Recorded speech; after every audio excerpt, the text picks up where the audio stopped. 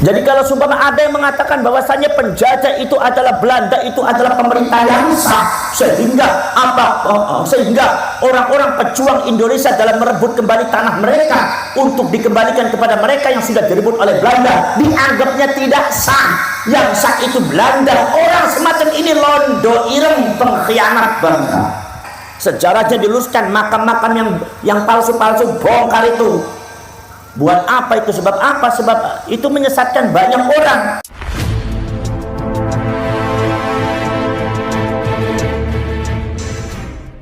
Nomor kaping kali abad ke-19, rugi yaitu adalah orang-orang dari Hadramaut, Yaman. Ini sejarah. Sejarah apa adanya. Bukan berarti saya benci kepada habaib dari Hadramaut, enggak. Tapi ini sejarah. Orang Hadramaut datang. Yang mendatangkan siapa? Belanda yang mendatangkan. Loh, kenapa Belanda mendatangkan orang Hadramaut dari Yaman untuk datang ke Indonesia? Tanya sendiri sama Belandanya, tujuannya apa? Sampai saudara-saudara sekalian, pada waktu itu mufti Batavia yaitu Habib Utsman bin Yahya diangkat jadi mufti, padahal di sampingnya beberapa ulama Indonesia banyak yang alim. Mbah Hasyim Asy'ari ada, Mbah Wahab ada, Ki Ahmad Dahlan ada, orang-orang yang insya Allah keilmuannya lebih daripada Habib Utsman banyak. Tapi kenapa kok Belanda, kok kenapa yang diangkat jadi mufti itu Habib Utsman bin Yahya dari Hadramaut, Yaman? Apa sebabnya? Tanya sendiri sama Belanda. Saudara-saudara kalian, tapi kita kan tidak tinggal diam. Kenapa Belanda milihnya Habib Utsman? Kenapa harus dari Hadramaut datangin kiai? Kan di Indonesia banyak kiai yang pintar, yang alim. Berarti ada tujuan. Ya jelas ada tujuan. Kalau seumpama tidak ada tujuan, tujuannya ikhlas untuk keagamaan, secara logika yang fitri, secara logika yang fitrah, yang ngapain jauh-jauh ngambil dari Yaman kalau di Indonesia masih banyak ulama yang alim? Mereka saja diambil dari mufti. Kalau memang tujuannya benar. Walaupun kiai-kiai banyak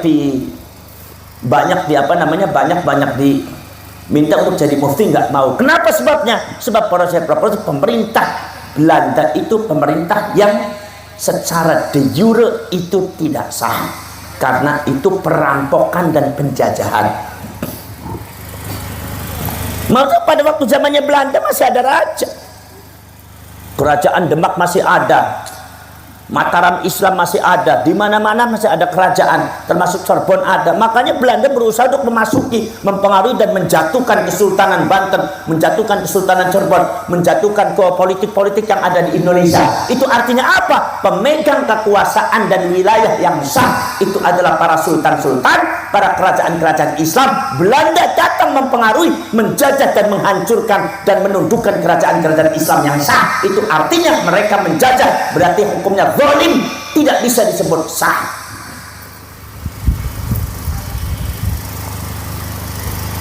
Jadi kalau sumpama ada yang mengatakan bahwasanya penjajah itu adalah Belanda, itu adalah pemerintah yang sah, sehingga sehingga orang-orang pejuang Indonesia dalam merebut kembali tanah mereka untuk dikembalikan kepada mereka yang sudah direbut oleh Belanda, dianggapnya tidak sah. Yang sah itu Belanda. Orang semacam ini londo ireng, pengkhianat bangsa. Dan orang semacam itu nggak usah tanggung-tanggung kayak begitu, bicara saja udah, itu kebatilan udah nyata di depan mata. Saudara-saudara kalian, sekarang ini saudara-saudara kalian ini dari Hadramaut datang. Kemudian apa proses dari Hadramaut datang? Akhirnya tambah banyak. Terjadi konflik internal. Apa sih? Habib perempuan tidak boleh kawin dengan yang lain.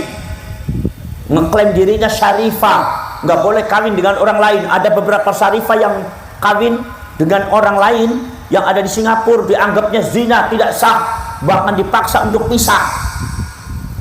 Geger, akhirnya konfliknya sesama orang Yaman, di mana orang Yaman ada bangsa masyayikh yang bukan Ba'alwi, kawin dengan bangsa Ba'alwi, dianggapnya tidak sah, itu perzinaan. Akhirnya grab antara orang Yaman masyayikh dengan orang Yaman Ba'alwi, grab, nggak karu-karuan, diakur-akur.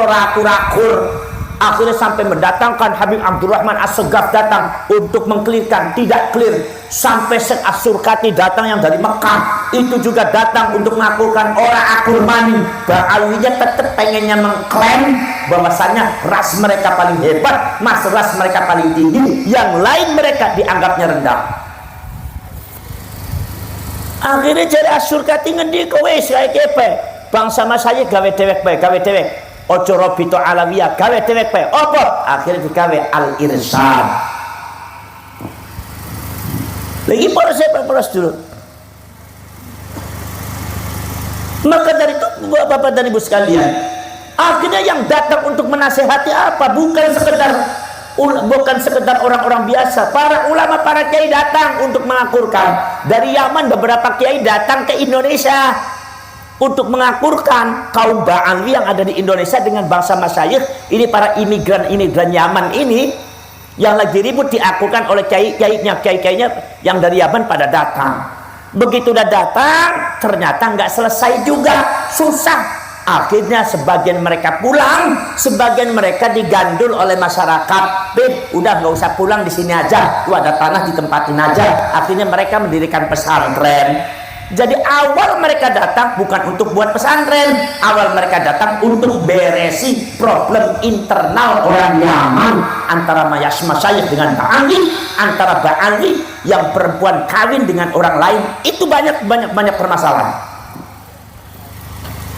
Jadi sebetulnya para habaib ini harus banyak berterima kasih kepada pribumi yang sudah ahlan wa sahlan wa marhaban. Nggak usah pulang lagi Habib, udah di sini aja. Buat pesantren, kami ngaji sama panjenengan. Kami anggap sampean guru, itu harusnya seperti itu. Harus banyak berterima kasih, bukannya menginjak-injak, bukannya mengklaim, bukannya membelokkan sejarah. Jadi saudara-saudara sekalian, saya menginginkan bahwasannya ya kaum Ba'alwi ini yang lurus-lurus saja. Kalau sama benar ya benar, kalau tidak tidak.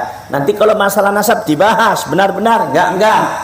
Kemudian masalah pembelokan sejarah, kalau sumpah memang Anda membelokkan, harus minta maaf dan harus dikelirkan, diluruskan. Sejarahnya diluruskan, makam-makam yang palsu-palsu bongkar itu. Buat apa itu? Sebab apa? Sebab itu menyesatkan banyak orang. Siapa yang bertanggung jawab di depan Allah? Siapa? Ini orang yang nggak takut sama Allah ini kayak gitu. Saudara-saudara sekalian, jadi masalah Ki Imaduddin untuk membahas dan mengkritisi nasabnya habaib itu adalah bukan masalah Ki Imaduddin saja, sudah sejak zaman dulu sudah ada. Itu bukan masalahnya Ki Imad, bukan. Cuma sampean kan diarahkan ke Imad saja supaya panjenengannya benci sama Ki Imad. Bukan. Imam Fakhruddin Ar-Razi dan beberapa ulama zaman dahulu yang sudah mengatakan bahwa nasabnya Ba'alwi itu batal, tidak bisa nyambung ke Rasulullah. Itu sejak zaman dulu sudah ada. Jadi bukan masalah Ki Imad. Ki Imad hanya memunculkan, Ki Imad hanya menunjukkan kepada orang Indonesia begini loh, nih saya punya tesis nih begini, catatannya ada di kitab-kitab tuh, ada begini, ternyata seperti ini, ternyata habaib itu adalah batal, tidak nyambung. Dijawab lagi dengan ilmiah lagi, kok usah ngamuk-ngamuk.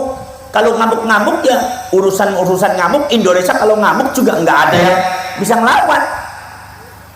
Dikiranya orang Cilacap nggak bisa ngamuk apa?